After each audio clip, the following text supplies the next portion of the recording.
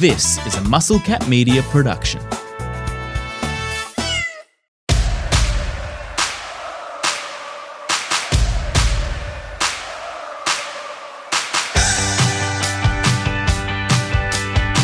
Hello everybody, baseball expats. It's Monday the 21st of July. Maybe it's Tuesday morning wherever you are. Baseball's back, baby. A weekend of games and a true globetrotter here. Andrew Reynolds he joined us from Ireland.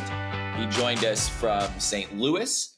He joined us from some beach in the north of Queensland. And now he's joining us from Qatar. Spoon, this man is a world-traveling animal. Yeah, he's racking up the frequent flyer miles for us, isn't he, in the baseball expat / expats business account? Absolutely. Rolsey, how you doing? Yeah, look, all things considered, I guess I'm doing all right.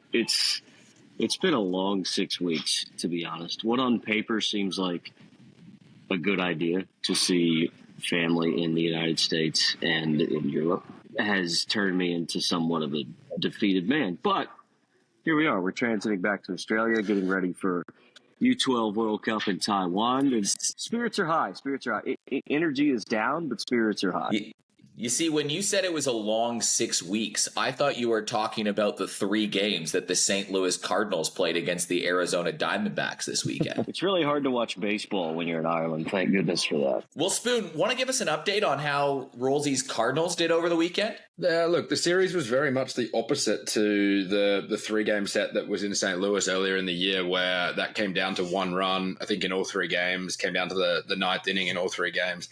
They were really comfortable watches as a DBacks fan. They were. We don't really do those. I mean, today the heart rate went up a little bit when the tying run came to the plate in a 5-3 win, but that was the closest of the 3. And it meant that, I guess, the team were able to lean on the worst of a bad bullpen in a way, and save the best of a bad bullpen theoretically for a 3-game set against the Astros, which, yeah, really this next week's going to make or break everything. I mean, I didn't think we were going to have to say that sentence again this year, but it's true this time. The deadline is 31st of July. It's 10 days away. This is the biggest 10 days of the Arizona Diamondbacks season. We've heard this before, and Rolsey, the Cardinals are fading. They're now only a game up on the Diamondbacks. But you know what? It's not all bad for the people of St. Louis, because for the first time in a few years, they had entertainment at Busch Stadium when Banana Ball was in town. They packed the house. All the games were sold out. Bunch of Cardinals legends on hand. It looked like a lot of fun, and it was packed to the brim. Busch Stadium, I was looking this up earlier, fits about 48,000 people. The Cardinals only averaging 29,000 this year, and they have notably had their lowest crowd numbers since COVID. All they needed was true entertainment with Banana Ball, and the people of St. Louis could respond and get around their team while they were struggling in Arizona. Yeah, well, I'll sidestep the entire Banana Ball thing.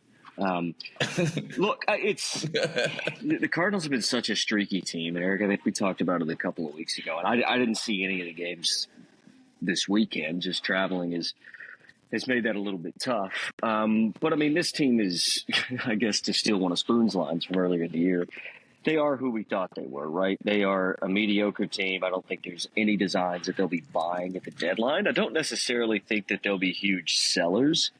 St. Louis, I mean, it's crazy because Spoon's spirits are high, my spirits are low, and there's just a game separating the two teams. And the Cardinals, I mean, have a better record at the date of recording than the Diamondbacks do. But the streaky nature of the Cardinals has proved to be that the downside of their streakiness is so much worse than the upside of their streakiness. And I just don't see any way that their pitching staff, I mean, Spoon, you would have gotten another look at them this weekend. I just don't see that there's any way this pitching staff is going to improve and make any sort of a late season run. I mean, their offense is streaky at the best of times, and sometimes can be a pretty dangerous offense. But the pitching staff has just been so frustrating to watch, really from start to finish, from the starting rotation. Even the bullpen has kind of fallen off in recent weeks. So, look, I think in some ways, as a Cardinal fan, it's probably an okay thing because, as you and I talked about last week, Eric, if you were to set out and the Cardinals are going to have maybe a 500 or slightly there above this year,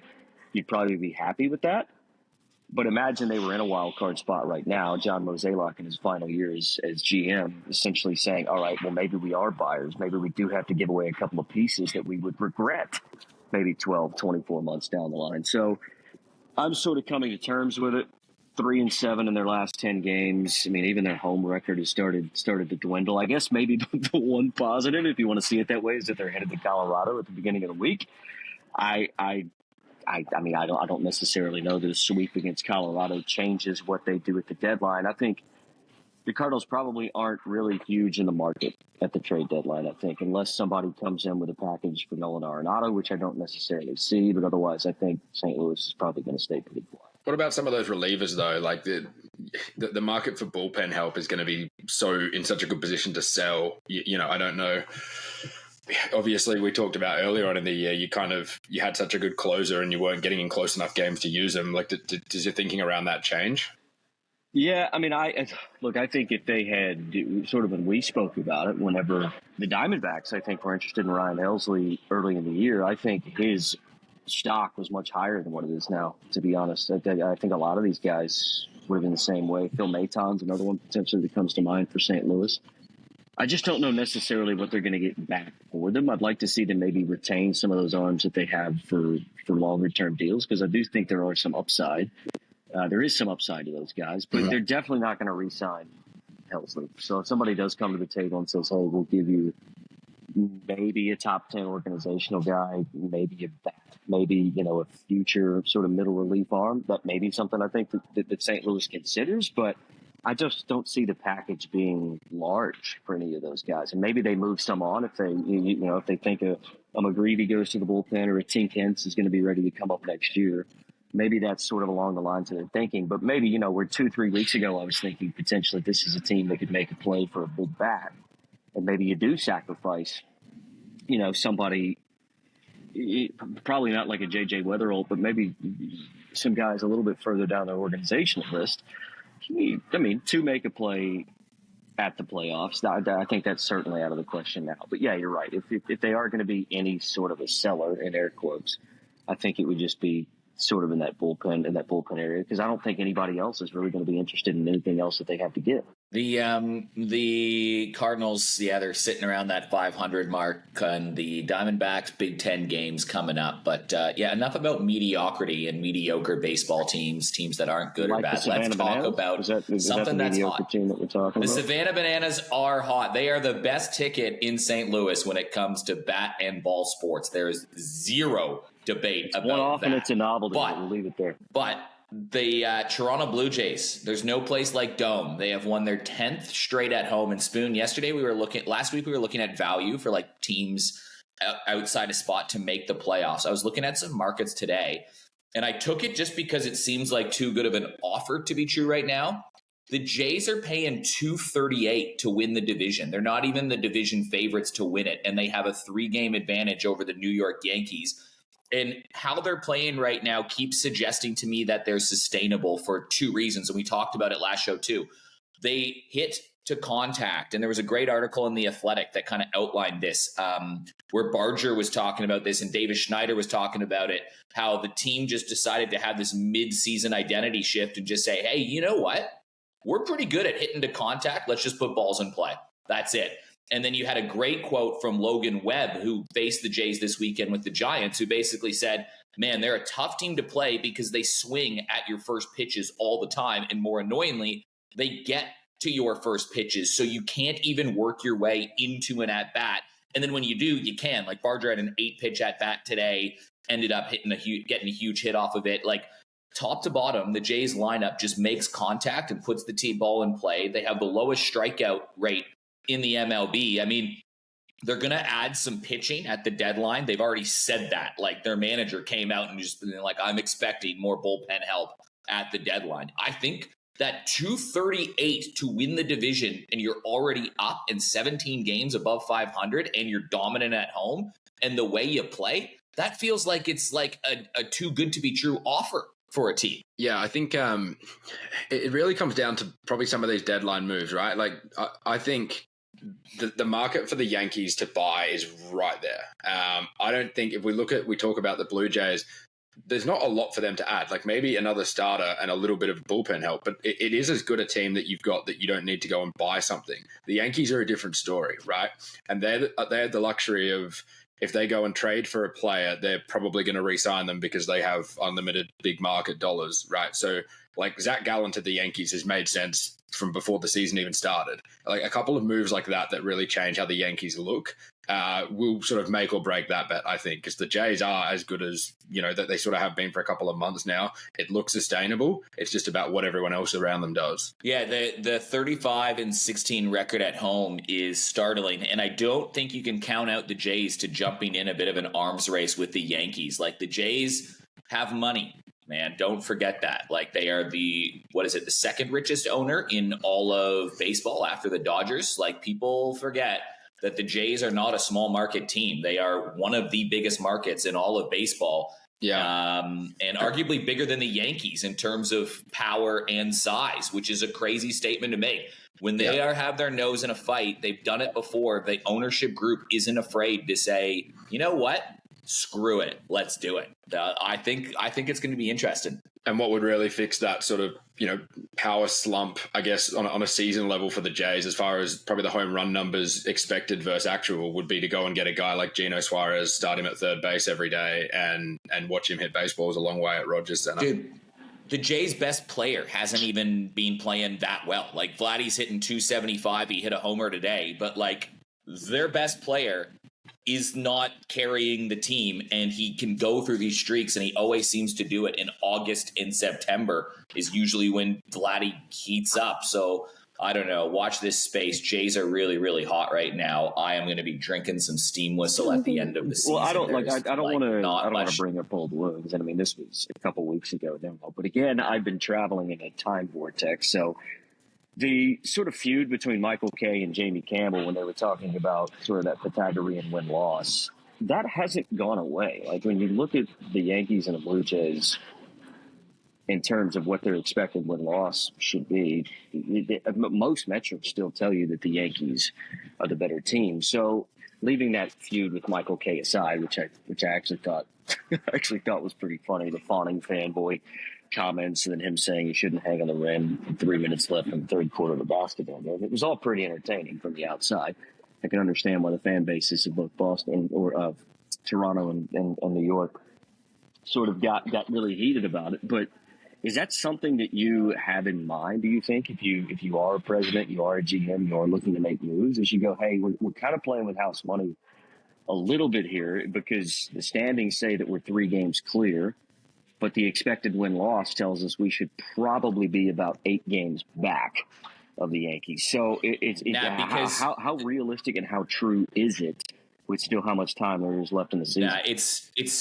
It's a tale of two seasons, right? Like the first 6 weeks of the year, the Jays were winning games that they probably shouldn't have won, and that's where that probably expected win-loss tilted. Like they were winning games they should have lost, and they just survived around that 500 mark for the first 6 of the season. They probably should have been 8 games below. How they've played since the middle of May, since that series versus the Angels, it is probably exactly to go as it's expected. They put the ball in play. They don't strike out. They get length from their starting pitchers, and no one is particularly dominating. Like there's no one player that you're like, oh my God, this player's lighting the world on fire. There's just not like if there's no one that really can drop off. Like there's no drop off between 1 and 9 right now. So I think that's kind of to Spoon's point that says the lineup is there. It's the bullpen that you just need to shore up because guys like Yimi Garcia are hurt, and there's going to be a couple more injuries along the way. They have a good one. Like Hoffman's been inconsistent. They probably lost a couple games on his back. So I think that's kind of the way it looks at it. It's a good point though. But my original point was 238 with a 3-game lead in a team that is playing well is crazy good value because all the other division leaders right now are sitting like it's not even worth putting bets on. And here the Jays are winning their division, and it's over double your money. Yeah, I would. It's the Yankee effect. Spoon may be able to back me up on this. I would think that that's probably just because of weight of money, probably in Vegas and elsewhere, on the Yankees to win that division. So they sort of have to keep the Yankees safe. They can't really push them out any. But I just think, with this fight, I definitely hear what you're saying. But, you know, I mean, a run differential of plus 26 is 6 runs better than the Arizona Diamondbacks at the moment. And the Yankees' obvious issue has been the pitching that they've had. I mean, they've had no depth in pitching. I went and saw them on July 4th. Their pitching staff at the moment is laughable. It doesn't look like a New York Yankees pitching staff. So if they are going to spend, if they are going to get rid of some prospects, haven't really looked at how deep they are in that as far as their organizational guys go. But you have to think that they're going to have to go to the well and get some pitching.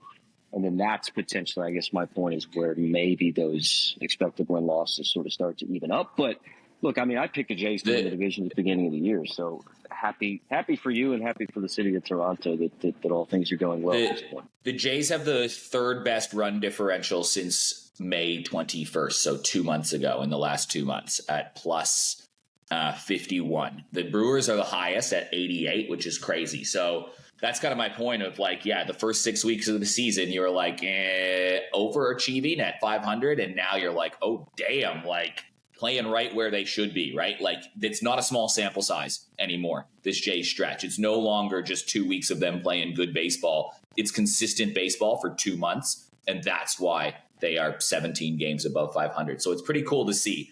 On another note, though, Spoon, I think our bet for the Texas Rangers is looking pretty good the way they played the Detroit Tigers this weekend.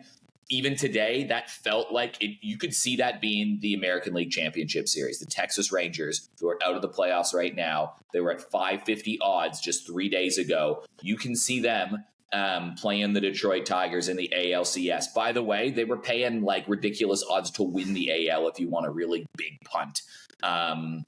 But yeah, did you watch that game today, the Evaldi versus Skubal game? It was a great game. They should have won that, actually. I thought once they tied it, it had all the makings of like, we survived the Skubal sort of onslaught at the start. We tie it up off a wild pitch. You know, that should be it. And they just kept being one strike away from getting out of that jam in the 8th and ended up sort of being the difference. I don't know what happened.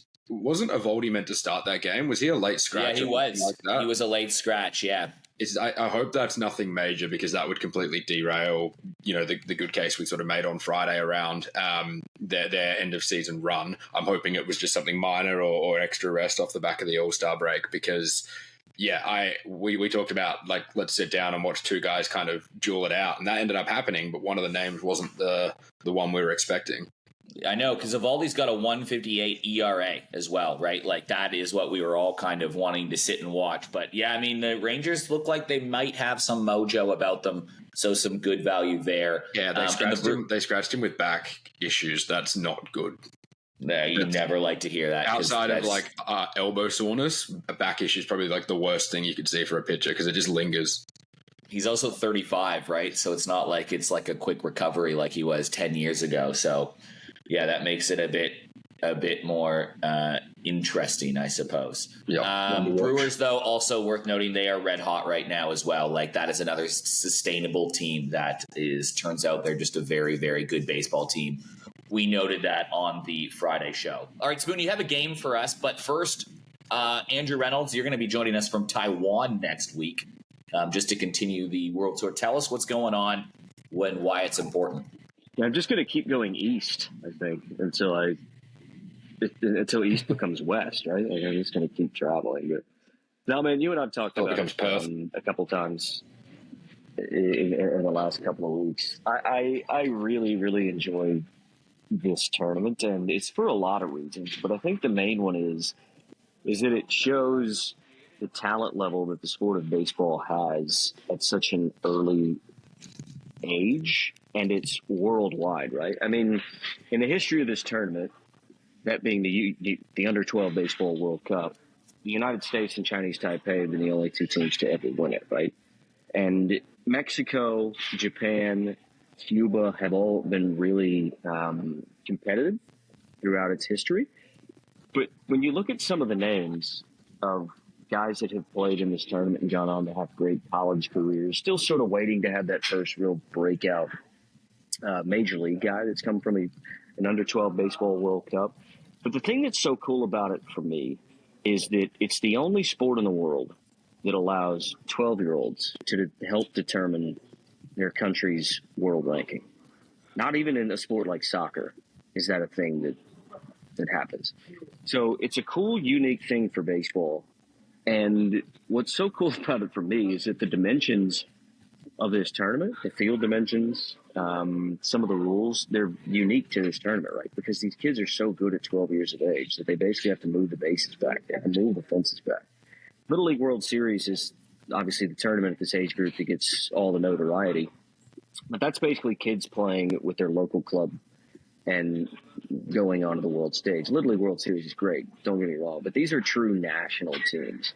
And as 12-year-old kids, to be able to represent your country, to be able to contribute to your country's world ranking, and then to sort of continue through that pathway. I think there was a lot of detractors whenever the WBSC first created this tournament, because they're like, how good is this actually going to be? The first couple of tournaments, they had to play it on a big league field. But since then, City of Tainan has put in like $300 million to build a facility specific for this event that seats 15,000 people. Chinese Taipei will play the primetime game every night. It'll go into, tens of millions of households worldwide. It's one of the actual biggest broadcast ticket items for television in Taiwan. So a lot of people always ask me, what's my favorite tournament to cover? Was it a World Baseball Classic? Was it a Premier 12? The U18 this year is going to be awesome. That's a great one because you really start to get to see some of that talent that's going to come up in the next couple of years at the Under-18 World Cup. But man, this tournament gets me fired up like none other. And I am jet lagged and tired and sore and a beaten and broken man. But if there's any one thing that can lift me in the next couple of weeks, it's an Under-12 Baseball World Cup. So I'm really looking forward to the next couple of weeks. Have you gotten to any of the research yet of any of the teams that are in it or their background or some of the stories going? Yeah, look, I've had a little bit of a dabble. That's certainly going to be something that I do a deeper dive into this week. But sort of have just been more catching up on some of the historical stuff and what's happened since the last time they played. And this is a tournament that's really been affected by COVID, so it's good to see that it's finally just sort of back on track. Here we are in 2025, and it's sort of kind of back now in its normal rotation. But no, I'll get into sort of some of the more storytelling and player specific stuff this week. Well, we'll be cheering on Australia from here. They had 2,674 kids they could have possibly chose from that play in the qualified age group bracket. And they have to field, obviously, a team of 20 that goes to this tournament. In other countries around the world, yeah, you can multiply that. In the States, it's somewhere around 2 million kids that would have been eligible for this tournament. So from 2,600 to that disparity, kind of cool for those kids to try to punch above their weight and see what they can do. We'll be watching that on Game Time Sport is where you can get the English feed. Looking forward to it.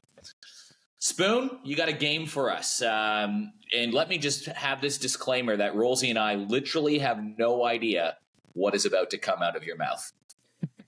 How is that different to any other episode? Correct. I was about to say the exact same thing. Okay, cool. So after Eric and I named the best switch hitting team in all of baseball, and we kind of enjoyed, picking our way through our brain and our knowledge of various teams and divisions with one sort of general theme, I thought, let's make a little bit of a series out of it, make a theme team segment, and we can compare these teams at the end of the year, see how they stack up and who would win the theme team World Series. This one, and I'll preface this by saying that I can think of two names now, just given it popped into my head watching the All-Star game. So there's your first clue. There'll be a couple there to pick from.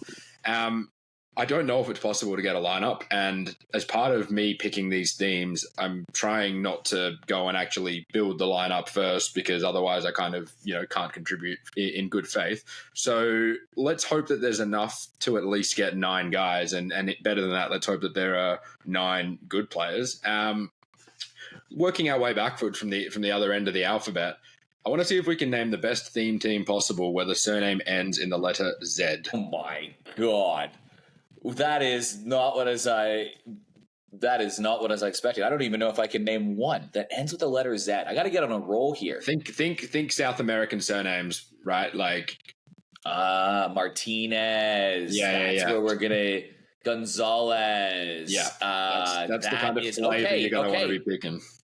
That is exactly it. I was trying to think of like English names, like like an Eric Kratz or something like that. There's more than you'd think just by looking at the Erez sort of suffix on a surname. Perez, yeah. Well, where do we start? Do we start at catcher? Catcher around the horn. Yeah, I think there's one I can think of, but if there's more than one, we can debate the merits. Who are you thinking of? Salvador Perez. Yeah. Are there any Gonzalez's that are catchers? I'm trying to. I don't think JD Martinez is kind of who I was thinking at first base. I think we're going to have to DH him, maybe. Yeah, or first base. I mean, anyone can play first base, right? It's not that hard. Yeah. Well, okay. Let's just lock in Salvador Perez. But were you going to say anyone, Rolsey? Well, I mean, I would say probably Tony Perez would be who I would choose at first base. So I mean, yeah, you can plop anybody at first base, but you can also, you do have a Hall of Famer with north of 350 home runs, played for that big red machine team back in the day. So I would probably say if we're going to go with Salvi Perez at catcher, I'd probably go with Tony Perez at first base. What about JD? We're going to need a DH. Gonzalez. What about Luis? What about Luis Gonzalez? Where does he fit into the equation? Yeah, I mean, let's save DH and outfield to last, because if we can get a guy in a position now, it's the same problem we had with the switch hitting thing. It ended up being that we couldn't fill an outfield, so it's a good thing now if we've got like magnets to shuffle around, right? Yeah. All right. Well, let's go to first base. So you're thinking Tony Perez, Rolsey? I would say so. Yeah. Should we just lock in Tony? Put him in unless another name pops up. I can't think of anyone like current player that would fit the mold. I know there's lots of like Martinez's and that kind of thing currently for different teams. I think there's an Aniel Martinez in the Guardians, but I think he's an outfielder. It's probably not going to compare. Yeah. So would you go like?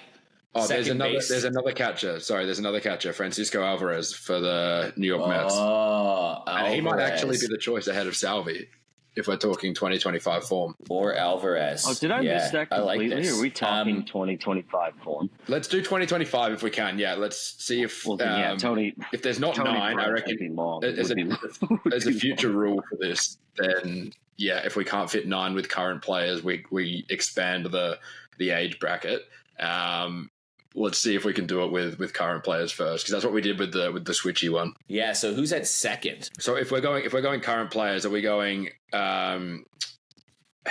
Alvarez, the catcher from Mets, as our catcher, and then putting Salvi at first base? Yeah, probably. Yeah, I don't mind that.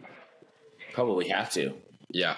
Second base, Andreas Jimenez. Why did I not think of that? I know. I'm counting on you to have our AL, especially our AL East guys locked in. That is pretty form. It has to be him and Jimenez. Could we consider I'll say that 3 times? I would probably have him play every single outfield. position. Let's save him in case we get into a jam.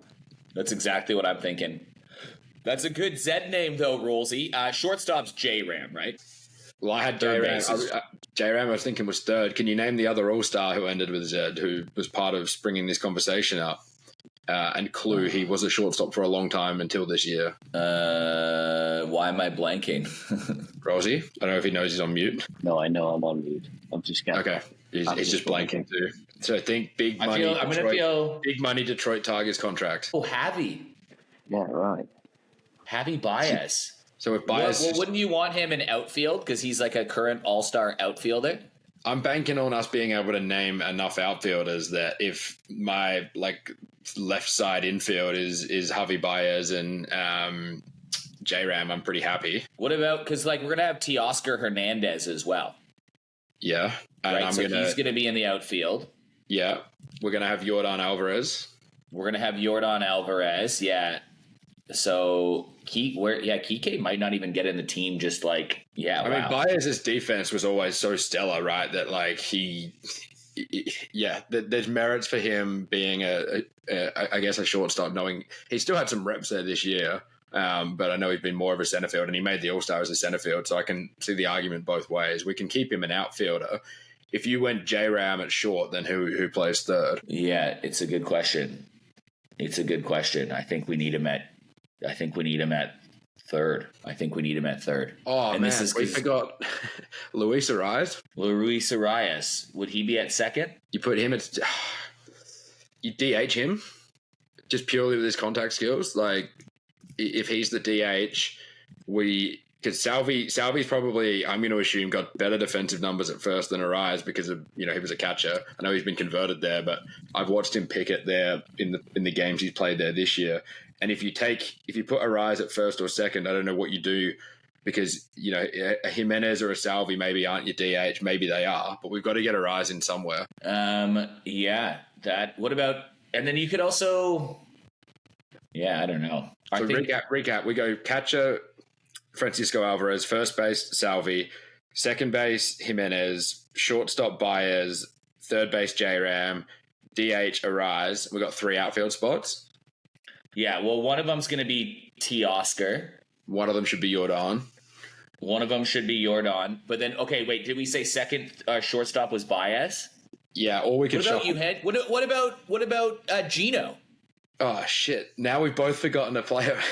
What about Gino? Player from our own team. What about J-Ram at short and then Gino at third? Yeah, and then Baez. How did we forget outfielder? Gino? I don't know, man. The same way you forgot Jimenez. Gino has to be on this team. You start looking too obscure and too far away, and you forget what's like. I know. I was getting too cute, but Gino Suarez is on this team, and then you have an outfield. Like Baez was an all-star outfielder this year. Like he has to be on the team, right? Yeah.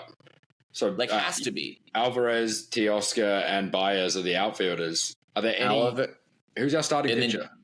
Kike as your. Where does Kike fit in? Does he fit in? He's first utility, first off the bench, I guess, but he's not. But I mean, I agree with that. Oh my God. I have another one we left off. I don't know why we didn't think of this, but we got to find a place for him. He's probably got to retake the place of Jimenez. What about Ellie De La Cruz? Shit, yeah. I think he does take Jimenez's spot. And even if you're just positionally shuffling things around, you probably just move Gino to like second base, Ellie at short, and J-Ram back to his natural third base, right? How did we forget that? Who's our starting pitcher? Well, Framber Valdez was the first one that popped in mind. Can we build a rotation, or is that getting greedy? When I say he's the first one that popped in my mind, I meant he's the only one that popped in my mind. Oh, Erod, I guess. Yep. So Framber, my guy, Framber Valdez. Oh, your guy, Perez. Yeah, that's a good one. Erod, Eduardo Rodriguez. Yep. We get 2 more. Shane Bars. I almost said Michael Lorenzen, but he just has a Z in his name. What about Ranger? Ranger Suarez and Shane Bars. I think that's our 5 guys. Shane Bars. That's a pretty good team. The Phillies guy Sanchez as well. Oh, Chris Sanchez. He played in the ABL. Now I feel this team is unbelievable, by the way. This team is like so much really, really good. I was imagining just quietly. This went from, I don't know if we can fit 9 guys in to like we might need a B team. So Valdez and Sanchez are your 1-2. So who is out of Perez, Rodriguez, Suarez, and Boz? We can have 3. I want Ayuri Perez. You want Perez? And I kind of like numbers. It's probably Ranger Suarez this year, but Ayuri Perez is the guy I would want if we were heading into a playoff series right now because he's coming back from injury. I was going to say I want Perez, Suarez. So I think we can kind of meet in the middle and put both of them on. Now we just need a 5th guy, which we have an option of Eduardo Rodriguez or Shane Boz. Is there any more I can think of? Oh, what's his name? The Miami Marlins, Ronnie Henriquez or whatever his name is. Oh, yeah. Yep. He's been pretty good this year. He's the young guy. What about closers? Do we have any closers that we need to? Robert Suarez is our closer. Edwin Diaz would probably be your closer. Then we need to. Edwin Diaz, dude. This is we're basically naming Edwin Diaz probably would play. You're right. He should probably play. Probably a good. Well, no, but here's the problem. What about Carlos Estevez, who's having a absolutely huge year with Kansas City this year? Munoz on Seattle. This team is stacked. Is it Suarez, Estevez, Munoz, and Diaz as your 4 back-end guys? Yes, I haven't sat down and thought about it, but almost every South American surname or Latin American surname ends with a Z, right? So Diaz is your closer. Rolsey's right. It has to be him. But then you just reverse engineer the bullpen from Munoz. There. You end with Diaz, but you basically from the 5th inning onwards. Robert Suarez in the 8th. Yeah, Munoz. Yeah. It's basically the Dominican national team. Yeah. So where did we land then? So we're happy with our catcher first base. That was pretty easy. Well, I'm still not happy with catcher. So wait, Alvarez, we're going first base? No, Salvi we were going to go first, and Alvarez catcher. Oh. And then we were going to DH Arise to get him in there. So Alvarez catcher, and then Ellie at second, J-Ram at short, Gino at third, Arias as your DH, and then your outfielder as Baez, Hernandez, and Alvarez, with Kike as kind of your utility guy because he can play a few positions. Yeah. Are we missing any? Like, now that we're missing so many everywhere, I'm wondering if I'm missing more outfielders. I mean, those are pretty good outfielders, dude. Like, there's an all-star and a World Series winner in there, and then Giordano. So, like, and then our starters, by the way, were Framber Valdez. Yeah, Christopher Sanchez. Then we had Perez, Suarez, and Rodriguez. It's a lot of now I'm writing Zeds. Like, you know that thing, like on this team list I have, everything ends with Z, and it just looks weird. Like, it's ruined the letter for me. Like, I can't look at this. Something looks wrong, but I know it's right. But I just feel like it shouldn't be pronounced like that. Oh, what about Steven Matz? Where does he fit in at all? Yeah, in the AAA version of this team. Gomez? Are there any Gomez's of this team? Are there any Gomez's anywhere? I don't know. I'm just trying to think of last names with the name Zed. Drew Pomerantz? He's probably in the bullpen. Yeah. Yeah, if one of our starters gets lit up, we'll go to him early. Yeah, I think we've done a pretty good job. This was a good one, Spoon. This team beats the Switchy team, right? And the Switchy team was really good. Oh, the Switchy team is pretty loaded. I got to go find where we wrote that. What we should do? Maybe we potentially remove J-Ram just because he's in the Switchy team, and then put in Kike or something like that. Yeah, I mean, it's going to make it even harder, I guess, as the season goes on, and we try to draft guys that aren't already in a star team. But J-Ram featuring twice, like maybe for originality, we pull him, and Ellie plays shortstop, and Kike plays second base. Rolsey, that's your homework for you. Can you make a side-by-side graphic of our two teams? Which team wins, the switch hitter team or the Zed team? Because the switch hitting team's going to struggle with pitching. Well, yeah. Yeah, I think we had Kenley Jansen starting. Yeah, they do. But the lineup of switch hitters was actually ridiculous because they're all like MVP candidates. Yeah, it was like Lindor, J-Ram, Ketel Marte, Raleigh. Yeah, it was. Yeah, it'd be close. It'd be a good poll. It'd be good poll content. It would. Maybe we got to get on that. That's a good one, Spin. That one, I couldn't name one. Is it in this theoretical? If we take away the pitching staff that we just created for the all Zed team, is it just replacement level pitchers pitching against, or just average level pitchers pitching against each lineup? It's the Cardinals. Yeah, it's any rotation. See, Spoon and I made the same joke simultaneously. That's how things are going. Same. We just got to look at lineup for that one because you're right. Pitching is just doesn't quite fit the bill, but like the catcher, like you have Lindor playing at short. We had Marte at second, J-Ram at third. Cal Raleigh was your catcher. Ellie De La Cruz was also on that team in the outfield. We need to rehome him too.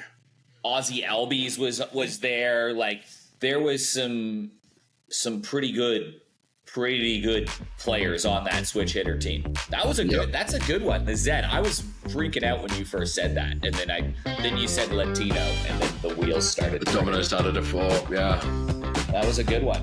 Well, this might be where we love you and leave you, Rolsey. You have some graphics to make, and Spoon and I have some picks to contribute as well. Anything else you'd like to add to the day to us, Andrew Reynolds from Qatar? No, just lovely to see both of your faces at the same time.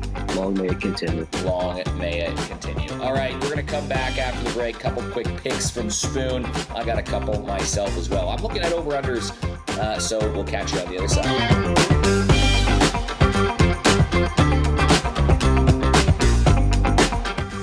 Spoon, Rolsey has loved and left us. We got a couple picks for the week. Actually, both my plays are for tomorrow, but I need to check the modification of one line because it wasn't out on Bet365 when I last checked. So maybe we can get you started while I quickly look up the line of what I was thinking. Absolutely. So didn't reinvent the wheel in the weekend pickoff. Just had a couple of plays around the $1.80, $1.85 mark, but they both came off. Lozado just got there for it. There's another Z. It's just, I can't stop thinking about the Z now. Lozado came off for us, just managed to get his 7th before things got a little ugly, and the Rays made pretty light work of the Orioles in the end at a home team, paying around $1.80, which was, I think, like I said on the weekend, probably should have been $1.50. So looking to build off that momentum, going to play a couple of little higher prices today.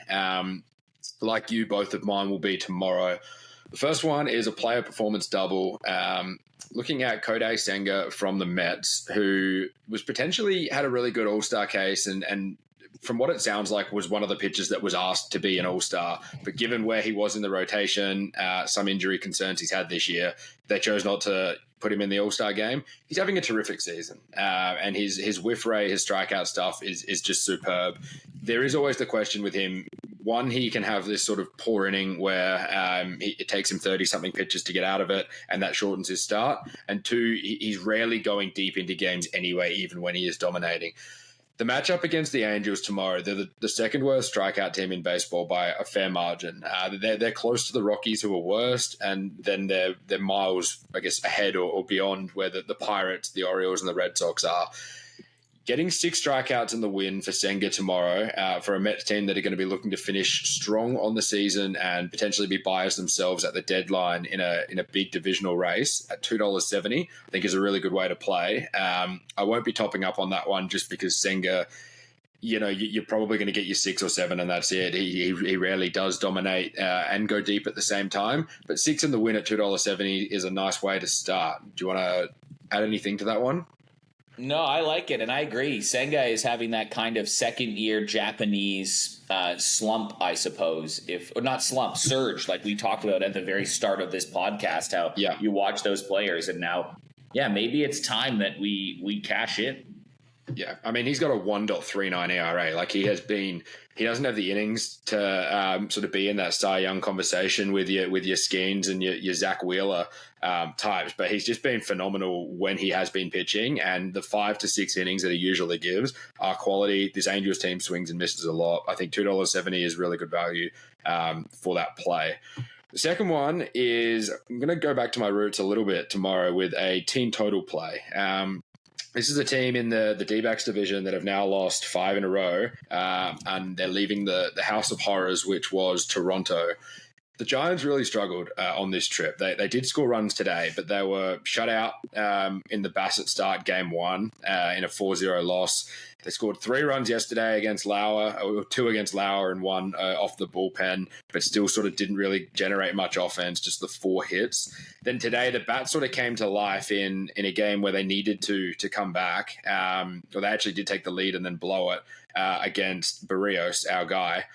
I like what the trend for this series from an offensive point of view to go 0 runs, 3 runs, 6 runs. Yes, they lost all 3 games, but the bats came to life against some good pitching.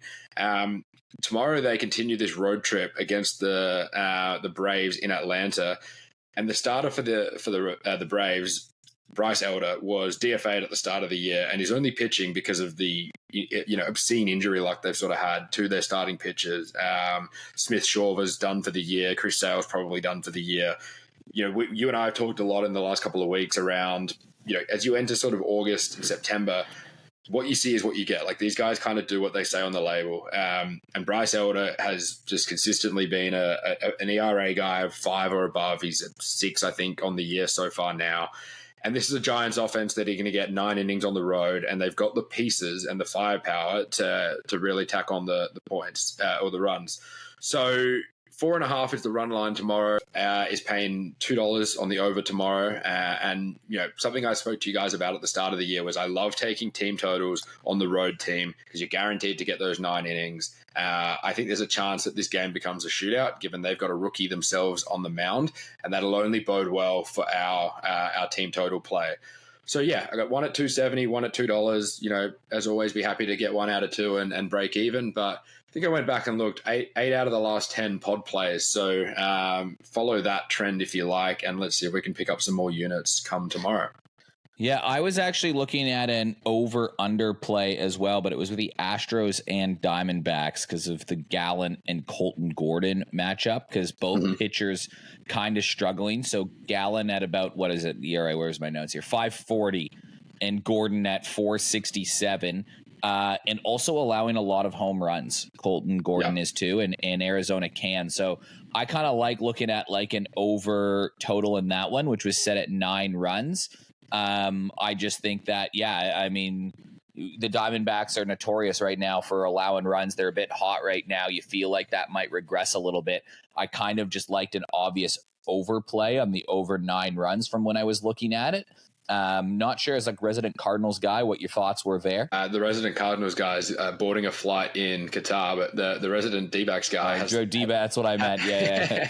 has thoughts for sure. Yeah, I mean the bats are hot. Like Corbin Carroll has now had 3 multi-triple games this year after yesterday's game, and Gino hit 2 more home runs today. The bats have never been the problem with this DBacks team. They said on a broadcast I watched a couple of days ago, their average runs in a game is something like 10 and a bit this year, because they can score anywhere you like and they can give up runs in any way you like as well. So, 9 seems very generous. It seems like there's still probably a little bit too much respect being on Zach Gallen of old and like legacy sort of cred there, as opposed to what he's actually delivered this year. So I do like it. I hope for my sake it's 10-0, but I think there's a chance that won't be the case. Yeah, he's allowed 4 runs in 5 of his last 7 starts. I'm looking at it now. The other one, though, that I had was I can't find – it might be on Sportsbet. I'm on 365, so I'm going to have to see what it is. But one of the early lines I did see was the Carlos Rodon versus the Toronto Blue Jays. Now, I want to know what the strikeout total is. Is it at 5.5? Is that on Sportsbet on your end? I can see 4.5 for Rodon, but it's at $1.70, which, so to get 6, you'd 258, or are you looking unders? I wanted unders at the 5.5 line, and 4.5 might be pushing it. But the reason I kind of still am going to consider an even under 4.5 play is the Jays' contact ability and strikeout rate is ridiculous right now. Like, they're just not striking out. And I think you're going to find both of these teams manage this game like it is a playoff series, which means starting pitchers are not going to go as long. As soon as there is going to be a sign of trouble, I think you're not going to see length. You're not going to see guys pushing them out there unless they are absolutely dealing. And if Rodon is dealing, then the over under 4.5, 5.5 doesn't matter, because he probably has more than that anyways.